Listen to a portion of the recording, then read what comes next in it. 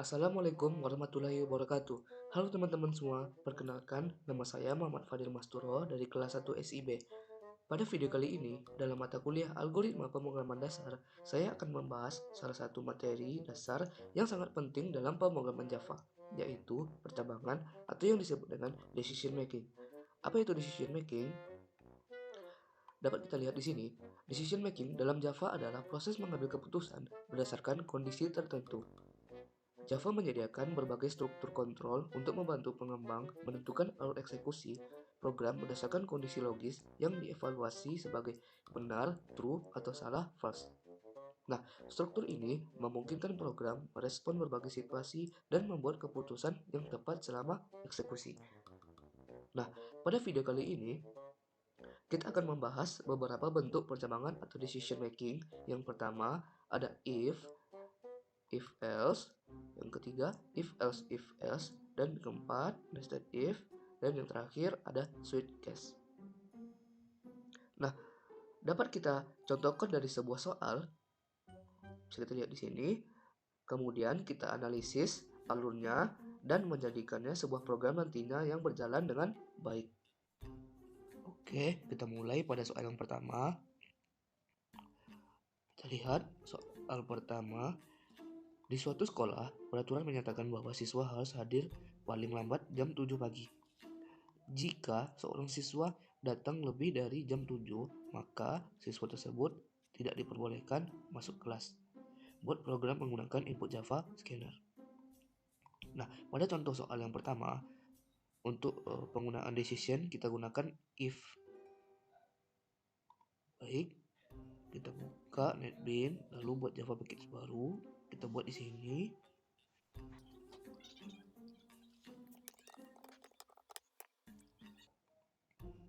Lalu di dalam Java package kita buat Java class baru di sini.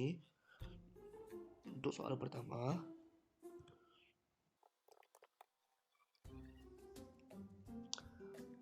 baik, pertama-tama kita buat untuk importnya menggunakan import Java util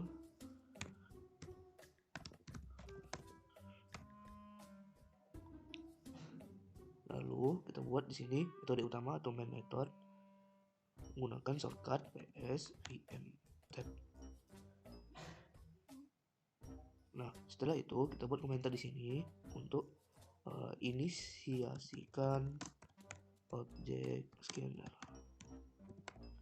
Kita buat di sini scanner.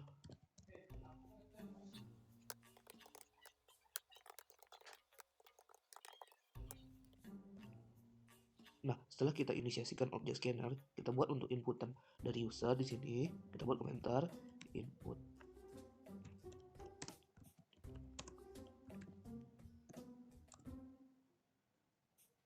Gunakan shortcut shout.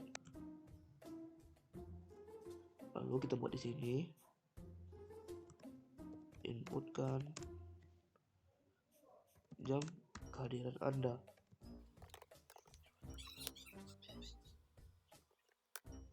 Kita panggil objek scanner di sini.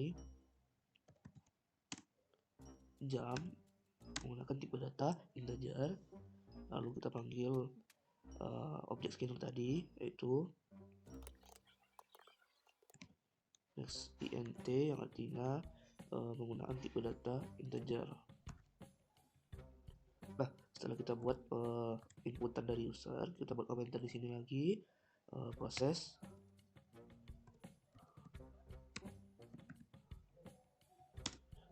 output. Nah, baru sini kita gunakan untuk decision if jam jika lebih dari pukul 7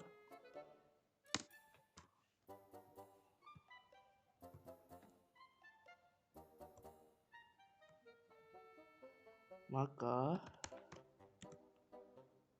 Anda tidak boleh masuk kelas. Nah, Pada soal pertama dapat kita lihat di sini penggunaan decision if, dan untuk input menggunakan scanner. Langsung saja kita jalankan.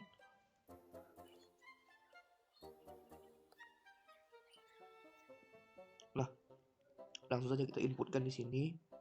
Inputkan jam kehadiran Anda, jam 7 kita misalkan. Maka program akan berhenti sampai di situ saja. Nah, jika kita jalankan lagi, inputkan jam kehadiran Anda, kita input di sini jam 8.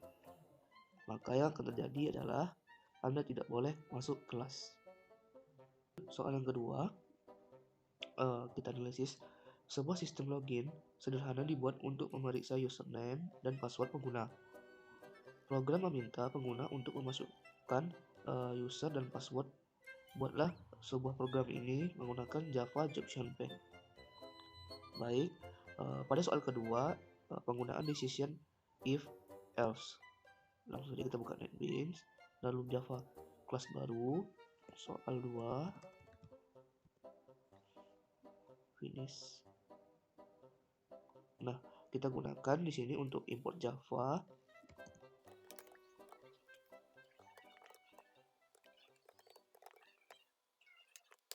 Nah, kita buat di sini metode utama atau main metodenya menggunakan shortcut ESP tab. Nah, langkah pertama kita lihat pada soal tadi, kita deklarasikan terlebih dahulu. Buat komentar deklarasi. Untuk soal kedua, kita diminta untuk menginputkan user dan password. Berarti untuk username kita gunakan tipe data string.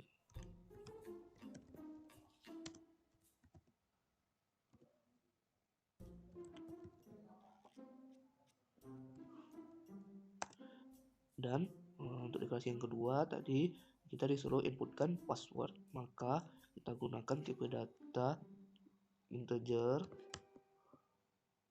untuk password.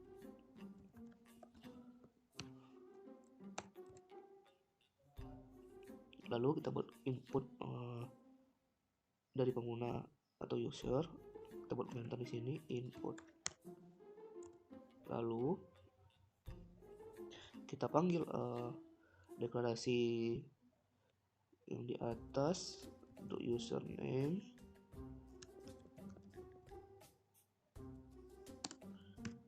Maka panggil JobShunPay.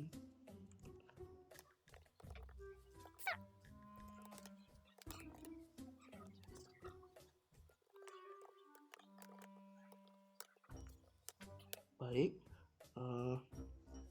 lanjut ke deklarasi yang kedua. Untuk password kita panggil password sama dengan panggil JobShunPay.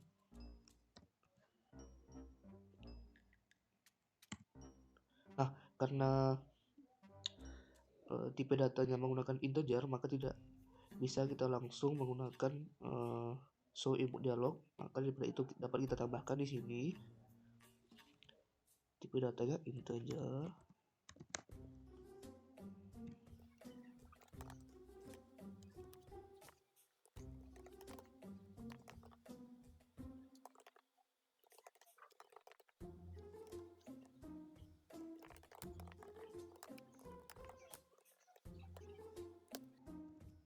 Nah, baik, lanjut langkah yang ketiga untuk proses output.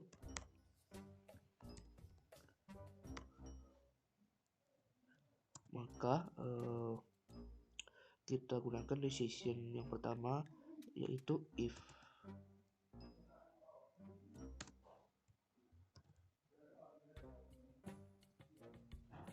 Kita panggil username di sini.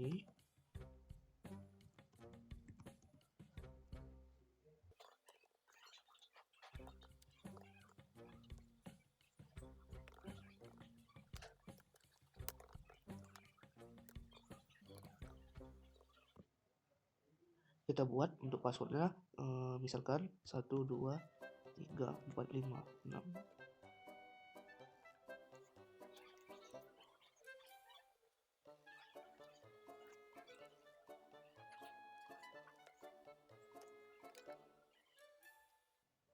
Maka jika benar sistem outprint selamat, jika benar inputan dari user itu passwordnya 1, 2, 3, 4, 5, 6, maka yang akan tampil adalah selamat, Anda berhasil login. Oke. Nah, ini if jika kondisinya benar. Kondisi yang diinputkan oleh user itu benar, maka yang akan muncul nantinya selamat, Anda berhasil login. Baik, untuk kondisi yang kedua yaitu penggunaan decision else.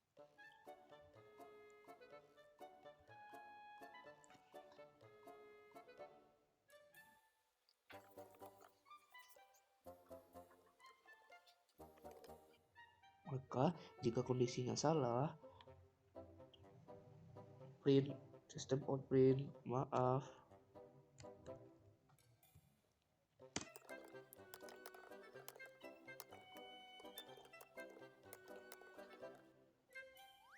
Nah, oke. Baik. Pada soal kedua, penggunaan junction paint untuk decision if dan else di sini dapat kita lihat jika user menginputkan username atau passwordnya benar atau kondisinya benar, maka sistem outprint yang akan muncul selamat, Anda berhasil login. Oke. Nah, jika salah satu kondisi salah, maka sistem outprint maaf, username atau password Anda salah, silakan coba lagi. Jadi terdapat dua kondisi pada soal kedua. Nah, lanjut soal yang ketiga, bisa kita lihat di sini buat sebuah program Java menggunakan Junction Paint untuk menghitung rata-rata nilai mahasiswa dari 5 mata kuliah. Yang pertama ada Alpro, yang kedua ada PBM, yang ketiga ada Matrix, dan yang keempat ada SIM, dan yang terakhir ada KTI. Kemudian, tampilkan hasil seluruh inputan nilai menjadi hasil perhitungan rata-rata dan tampilkan grade-nya. Nah, dapat kita lihat pada soal ketiga, decision-nya menggunakan if else karena kondisinya melebihi dari 2. Berbeda dengan soal yang kedua, terdapat 2 kondisi saja, sedangkan yang soal ketiga kita lihat di sini kondisinya melebihi dari 2, maka gunakan decision if else. Untuk inputan Java kita gunakan di sini Junction Paint. Baik, tanpa lama-lama kita langsung saja buka NetBeans-nya. Kita buka di sini, kita buat di sini Java kelas baru. Soal 3. Nah, untuk input Java Junction Paint kita panggil di sini import. Lalu kita buat main metodenya atau metode utama di sini.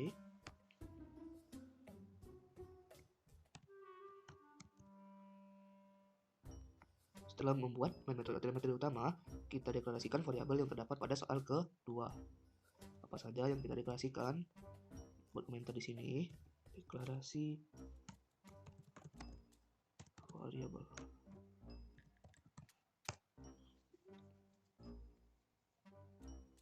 Nah, tadi dapat kita lihat pada soal ada 5 mata kuliah yang akan kita deklarasikan di sini menggunakan tipe data double.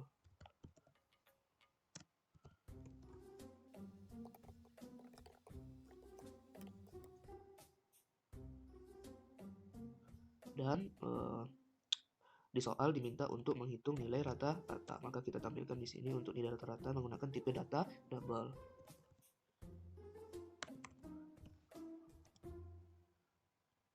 Dan setelah menampilkan rata-rata pada soal, diminta juga untuk menampilkan grade maka kita menggunakan tipe data string grade.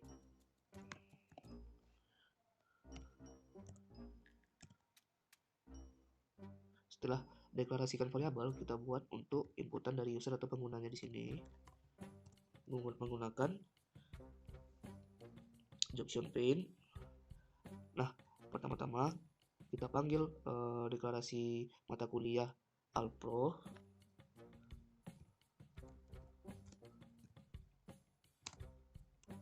Menggunakan tipe data double. Maka kita tambahkan di sini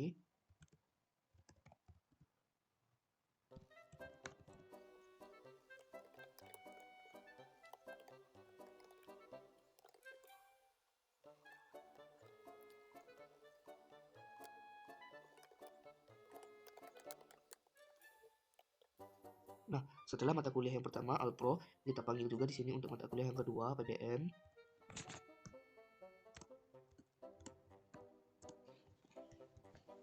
Menggunakan tipe data double.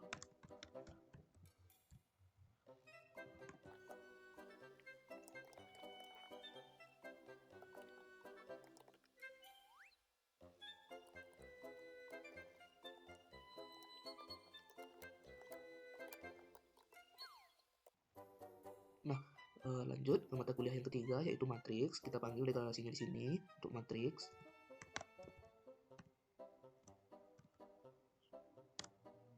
Menggunakan tipe data double.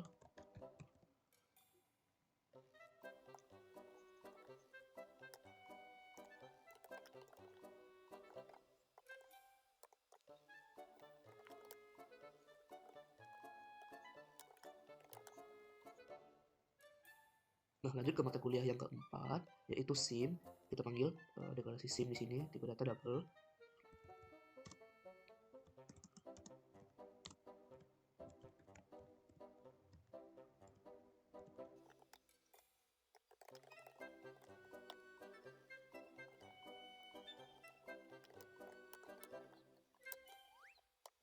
Lanjut ke mata kuliah yang kelima yaitu KTI. Kita panggil deklarasi KTI menggunakan tipe data double.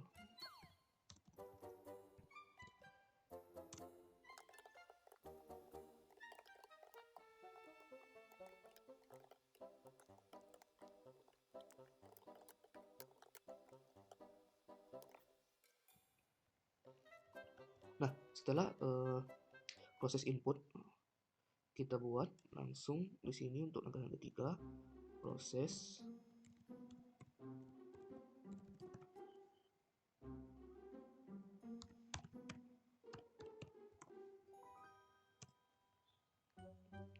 Nah, baru di sini untuk proses calculate kita panggil variabel rata-rata karena pada soal diminta untuk menghitung nilai rata-rata.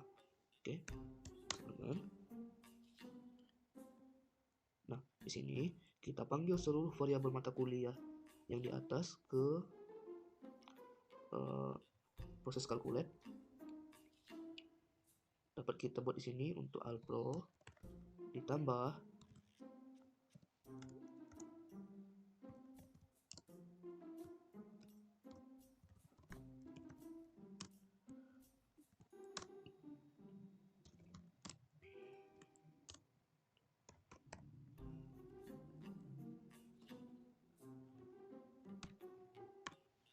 dibagi 5 karena untuk variabel mata kuliah di sini dapat terlihat ada 5, maka kita bagikan dengan 5 setelah ditambahkan tadi semua nilai pada mata kuliah. Nah, untuk langkah keempat kita gunakan decision untuk mencari grade atau nilai grade pada mata kuliah. Baik, yang pertama kita gunakan di sini untuk if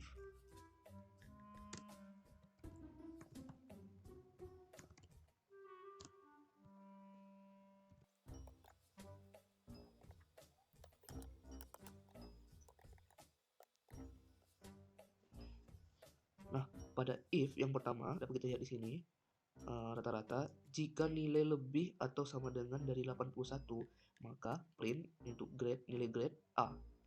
Nah, lanjut.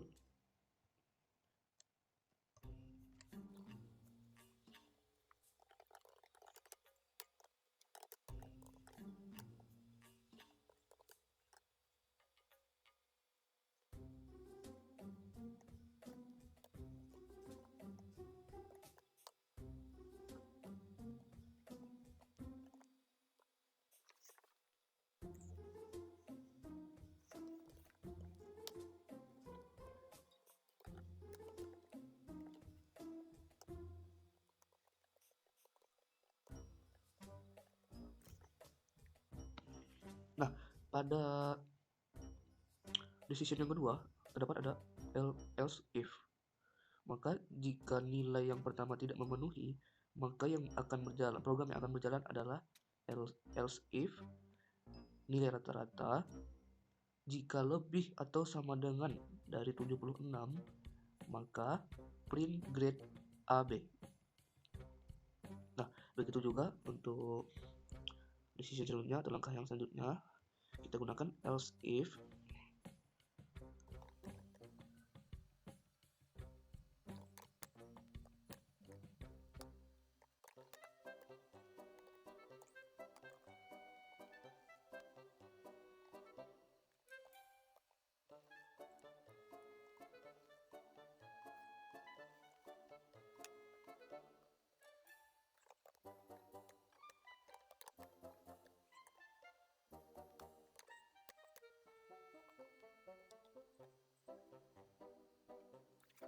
Nah, pada kondisi yang keempat ini, else if, nah bisa kita lihat sini, rata-rata jika nilai lebih dari atau sama dengan 61, maka print grade-nya C.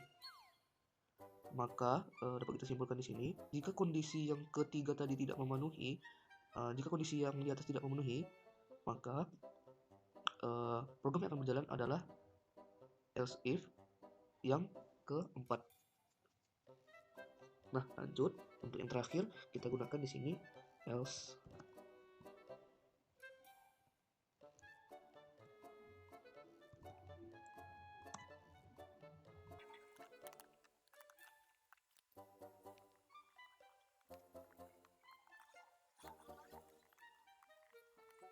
Baik, lanjut ke langkah yang ke-5 untuk proses output. Menggunakan Jobction Pane, kita panggil Jobction Pane.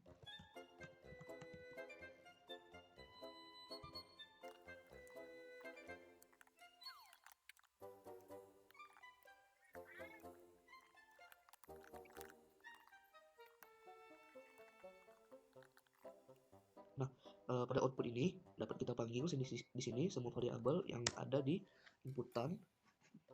Kita panggil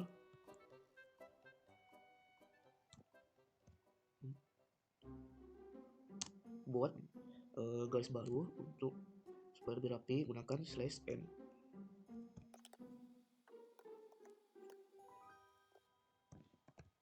Kita panggil di sini variabel nilai mata kuliah Alpro.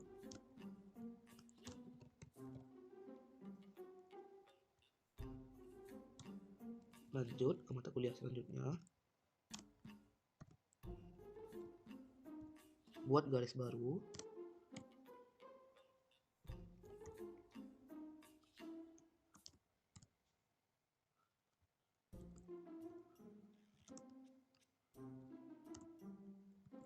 Lalu tambah di luar petik, kita tambah panggil variabel nilai mata kuliah PBN.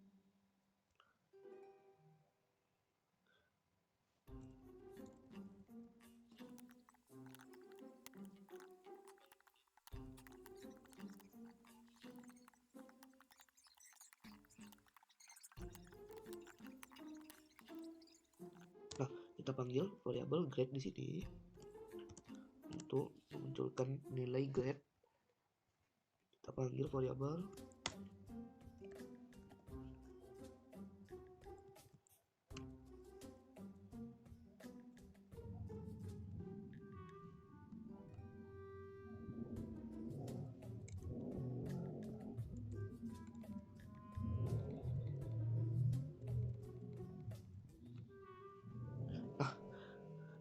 Oke. Jadi pada soal ketiga dapat kita lihat ada 5 jenis deklarasi untuk mata kuliah, satu lagi rata-rata, dan tampilkan nilai grade. Nah, untuk menampilkan nilai rata-rata dapat kita calculate sini. Sedangkan untuk menampilkan nilai grade kita bisa gunakan decision. Di sini dapat kita lihat kita simpulkan di sini. Pada kondisi yang pertama, nilai rata jika nilai melebihi atau sama dengan dari 81, maka print grade-nya A. Nah, pada kondisi yang kedua, jika kondisi yang if atau yang di atas ini tidak memenuhi, maka program yang akan berjalan adalah else if rata-rata jika nilai lebih atau sama dengan 76, maka print AB. Begitu juga selanjutnya. Nah, jika kita lihat di sini pada else yang terakhir, jika semua kondisi yang di atas tidak terpenuhi, maka nilai yang di bawah 61 ini dapat dikatakan di sini untuk grade-nya E. Nah, setelah proses decision kita buat, lalu kita buat untuk input outputnya di sini menggunakan Gaussian Paint. Langsung saja kita jalankan. Nilai Alpro Anda kita biasakan di sini 88.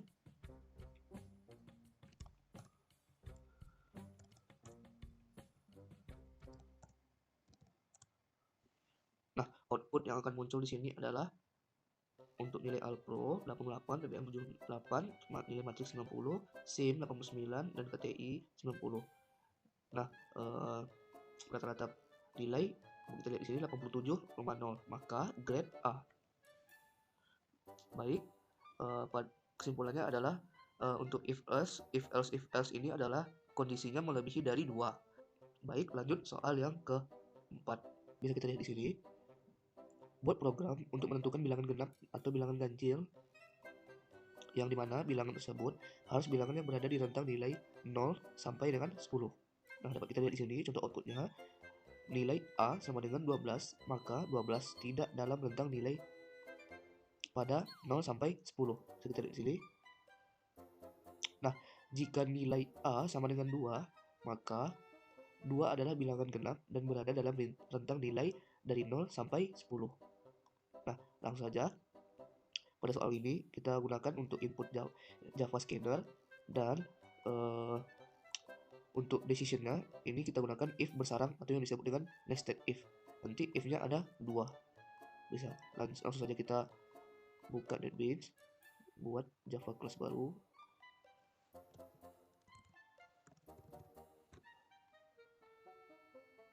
Pertama-tama kita buat import scanner terlebih dahulu menggunakan import.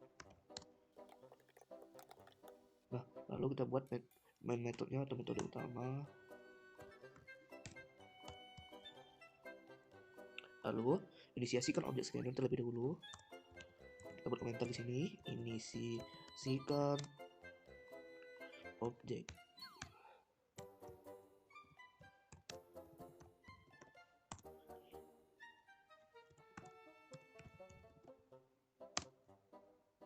Kita gunakan saja objekku.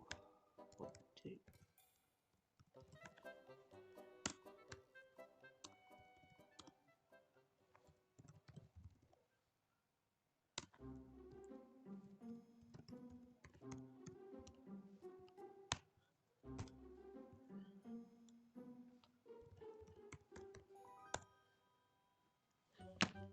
Nah, kita buat komentar di sini untuk input dari user atau pengguna. Kita buat sistem out print menggunakan shortcut shout, lalu inputkan angka 1 sampai dengan 10.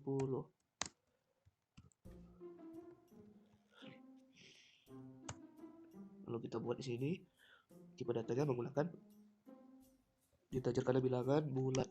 Integer nilai A sama dengan objek scalar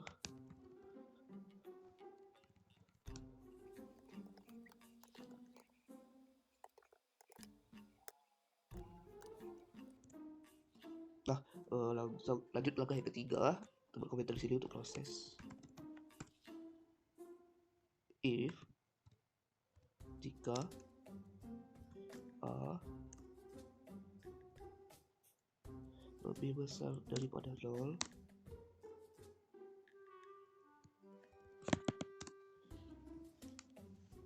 dan A kecil sama dengan 10.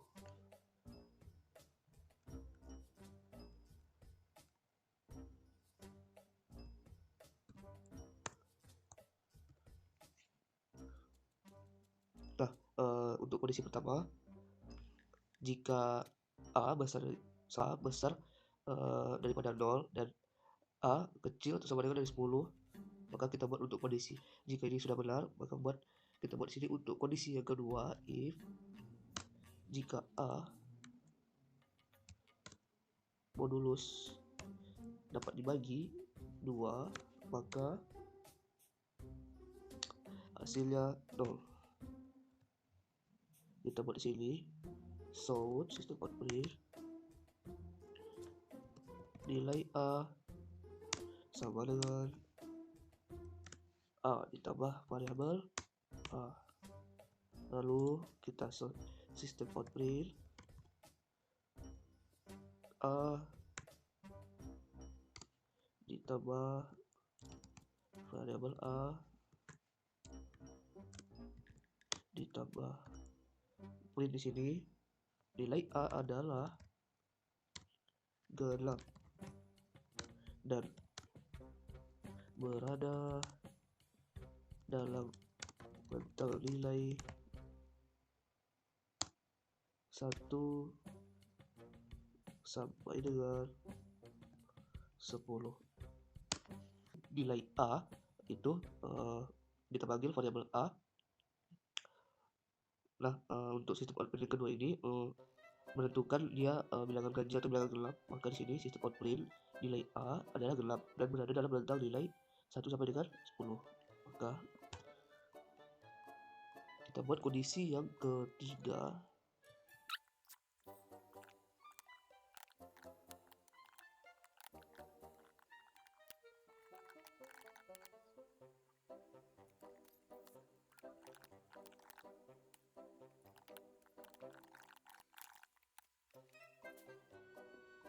Nah, dapat kita lihat di sini pada kondisi ketiga else ini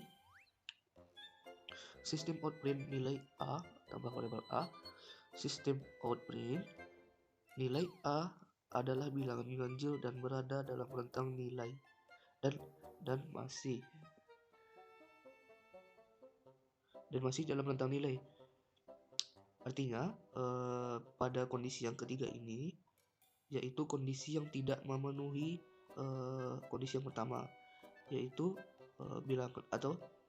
bilangan yang habis dibagi 2. Jika yang diinputkan oleh user tadi tidak dapat habis dibagi 2, maka sistem output ini menyebutnya bilangan ganjil.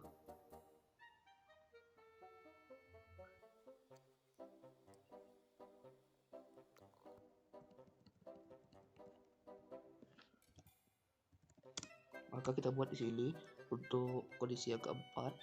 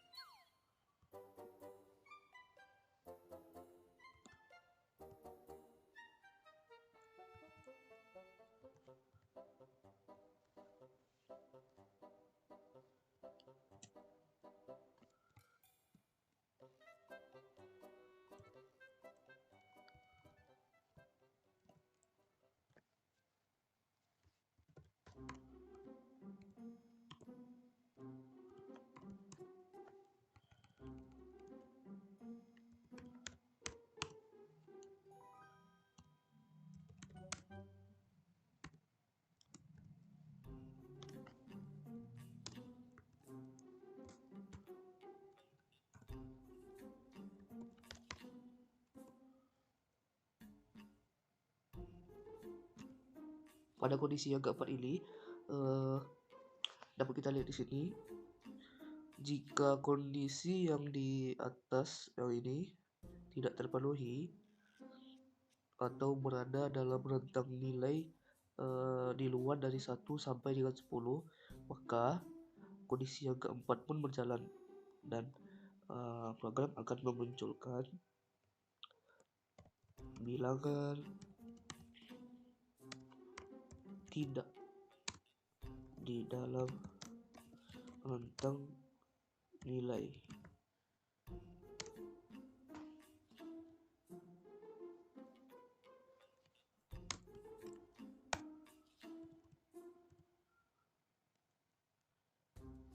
/L untuk buat baris baru.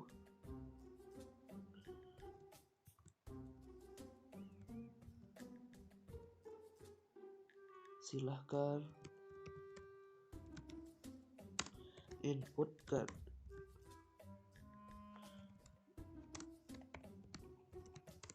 bilangan antara 1 sampai dengan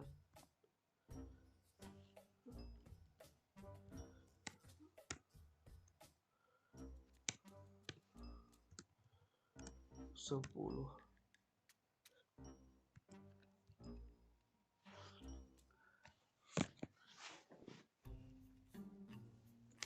Nah, dapat kita lihat di sini if bersarangnya ada dua kondisi if. Jika if yang pertama sudah berjalan dengan benar, maka if yang kedua akan memproses dan memunculkan sistem outputnya di sini. Nilai A adalah bilangan gelap.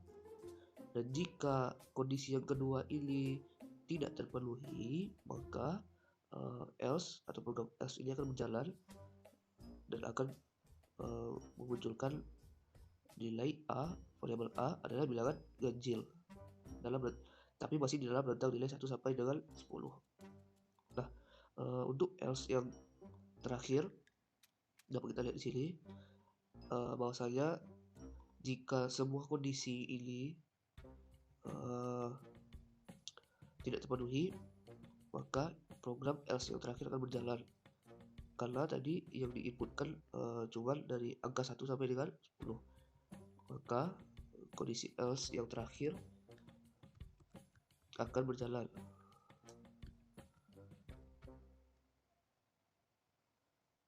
Baik, langsung saja kita jalankan program. Kita misalkan di sini inputkan angka 1 sampai dengan 10, kita inputkan angka 8. Maka yang muncul nilai A sama dengan 8. Dan 8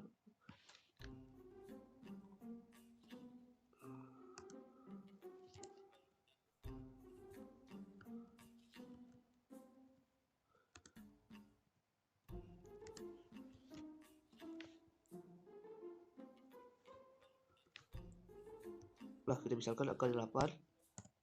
Nah, bisa kita lihat di sini 8 adalah bilangan gelap dan masih dalam rentang nilai 1 sampai dengan 10.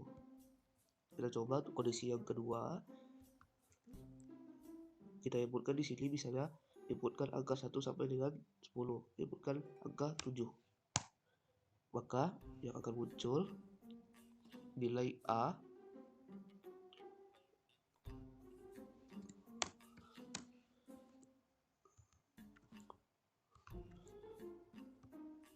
inputkan angka 7, nilai A sama dengan 7, maka 7 adalah bilangan ganjil dan berada dalam rentang nilai 1 sampai dengan 10.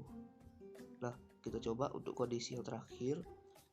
Di sini kita coba inputkan angka 1 sampai dengan 10, tapi kita inputkan di sini di luar dari rentang nilai 1 sampai dengan 10. Kita contohkan di sini input 23. Maka nilai A sama dengan 23. Oke. Nah, bilangan tidak di dalam rentang nilai. Silahkan input bilangan antara 1 sampai dengan 10. Jadi untuk penggunaan if bersarang ini terdapat kondisi yang jika kondisi yang pertama sudah berjalan dengan baik atau benar, maka kondisi kedua akan memproses. Jika sebuah kondisi tidak berjalan, maka else yang paling bawah akan memproses. Nah, lanjut untuk soal kelima. Dapat kita lihat di sini, di suatu kampus terdapat kantin yang menyediakan beberapa pilihan menu makanan. Setiap menu memiliki harga yang berbeda-beda. Pelanggan cukup menginput atau memasukkan kode menu 1 sampai dengan 5. Kemudian, sistem akan menampilkan nama menu beserta harganya. Nah, dapat kita lihat di sini ada 5 menu makanan dengan harga. Yang pertama, nasi goreng dengan harga 15.000, mie ayam dengan harga 12.000, ayam geprek harganya 18.000, soto ayam 13.000, dan bakso harganya 14.000. Nah, jika pengguna memasukkan atau menginput kode selain 1 sampai 5, maka tampilkan pesan menu tidak tersedia. Nah, pada soal kelima kita gunakan input Java Option Pane. Pada soal kelima ini, untuk decision-nya menggunakan switch case karena kondisinya sudah bersifat pasti atau emang tidak akan bisa dirubah. Karena itu kita gunakan switch case. Kondisinya sudah pasti. Langsung saja kita buka NetBeans, buat Java class baru. Soal 5. Oke, kita gunakan di sini untuk import Java Option Pane-nya. Import.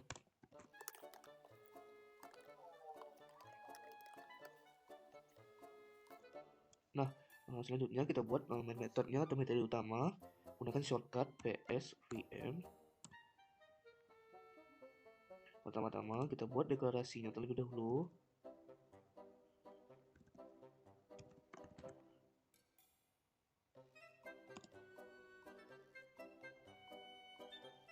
Untuk hasil kita gunakan tipe data string.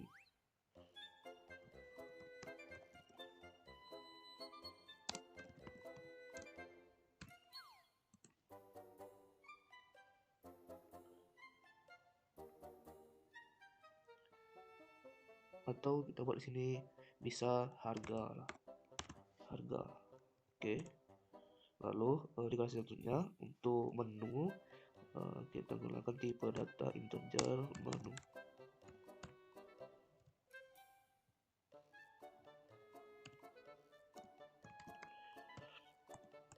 Lalu masuk ke proses input, kita buat komentar.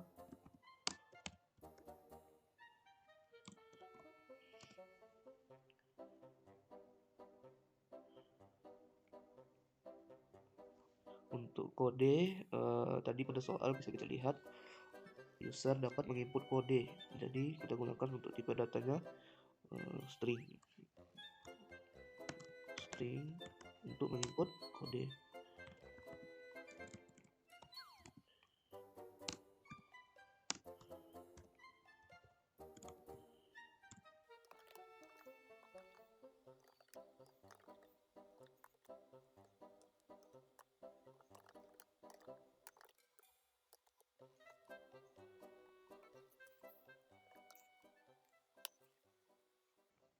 Lalu untuk input menu kita buat di sini menu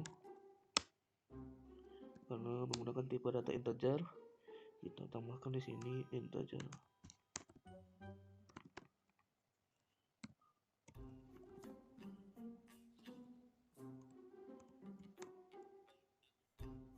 Kita masukkan di sini kode supaya nantinya user dapat menginput kode dari menu yang tersedia.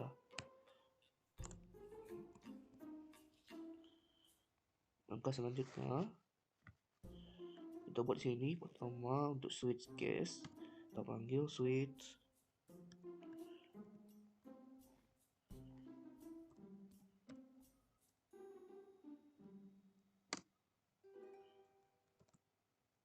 menu yang dipilih.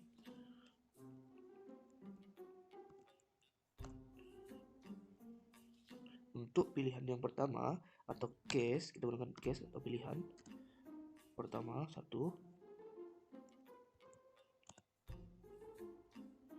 harganya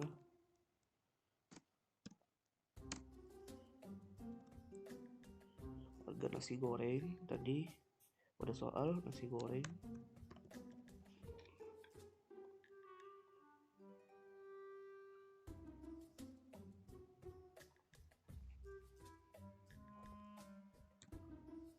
baris baru dengan harga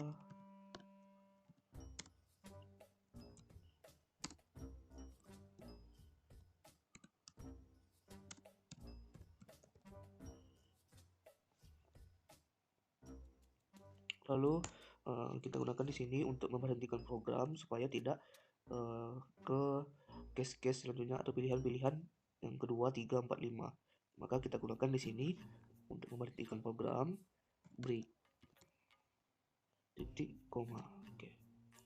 Nah, lanjut ke case kedua atau pilihan yang kedua.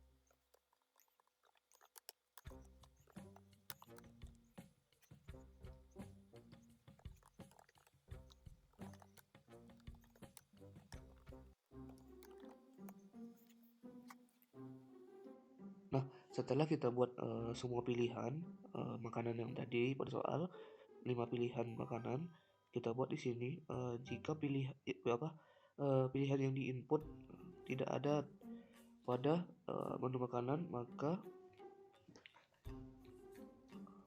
pesan yang akan muncul adalah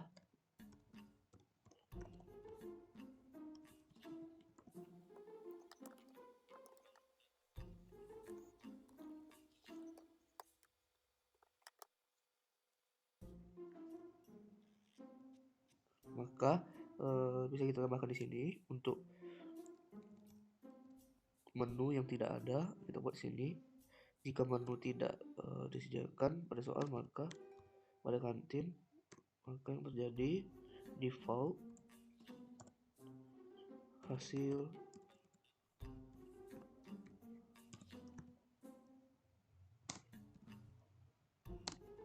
maka menu tidak tersedia.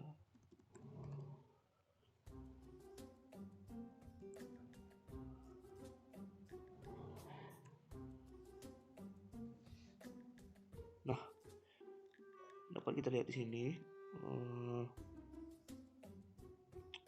ada 5 pilihan menu makanan. Kita dapat gunakan untuk decision switch case. Langsung saja kita jalankan program.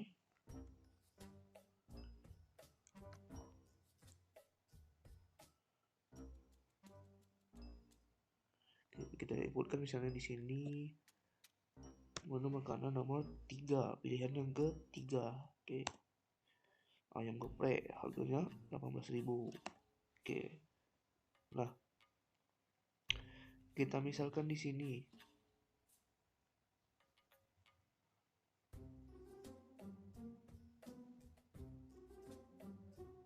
jika yang kita inputkan di luar dari kode menu, maka yang akan terjadi kita misalkan mau 7 sini.